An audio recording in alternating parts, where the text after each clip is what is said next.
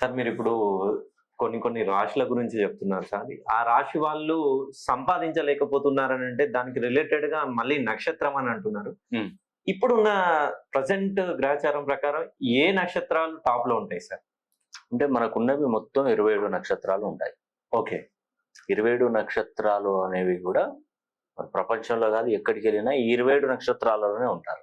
Okay. అయితే ఎక్కువగా కొన్ని నక్షత్రాలకి ఏందంటే పాజిటివ్ పవర్ ఎక్కువగా ఉంటుంది. ఓకే. వాళ్ళేంటంటే ప్రతి విషయాన్ని కూడా టేక్ ఇట్ ఈజీగా తీసుకుంటారు. ప్రతి అంశాన్ని కొంతమంది మనుషులు ఎలా ఉంటారంటే ఒక చిన్న మాట అంటే కూడా అసలు పడరు. Yes sir. వాళ్ళకు గిల్టీగా ఫీల్ అవుతారు. అవును. ఆ ఒక మాట నన్ను అన్నాడని చెప్పేసి ఒక 2, 3 రోజులు అన్నం తినరు. ఇక కొంతమంది ఏం చేస్తారంటే వాళ్ళతో పోట్లాడి, కొట్టి, చేసి మాటలన్నా కూడా ఆ ఉన్న 5 నిమిషాలే, ఆ 5 నిమిషాలే అట్లుంటది. తర్వాత వాడి పని వాడు చేసుకొని పోతాడు. Yes sir. అంటే మనుషులలో కూడా వేరియేషన్స్ ఉన్నాయి చూసారా? అవును సార్. అవును. కొందరు బాగా బాధపడతారు. అసలు బాధే ఉండదు కొందరికి. కొన్ని నక్షత్రాలకు ఎట్లా ఉంటాయంటే వీళ్ళు పాజిటివ్ ఎక్కువ తీసుకుంటారు. ప్రతిదీ మన మంచికే అంటారు. ఇప్పుడు ఒక యాక్సిడెంట్ అయింది.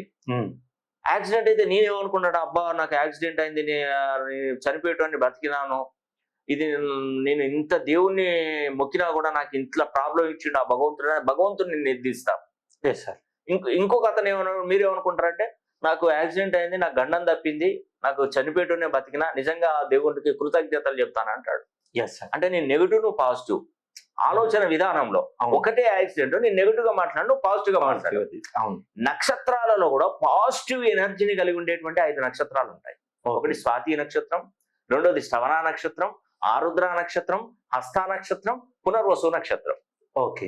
స్వాతి నక్షత్రంలో లక్ష్మీ నరసింహస్వామి జన్మించాడు.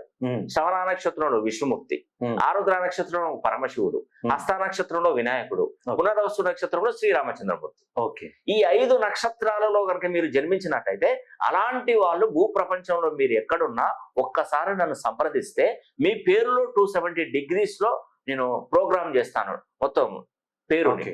అప్పుడు మీ జీవితం ఎంత ఫాస్ట్ గా, ఎంత స్పీడ్ గా, ఎంత అద్భుతంగా ముందుకెళ్తుందో ఒకసారి చూడండి.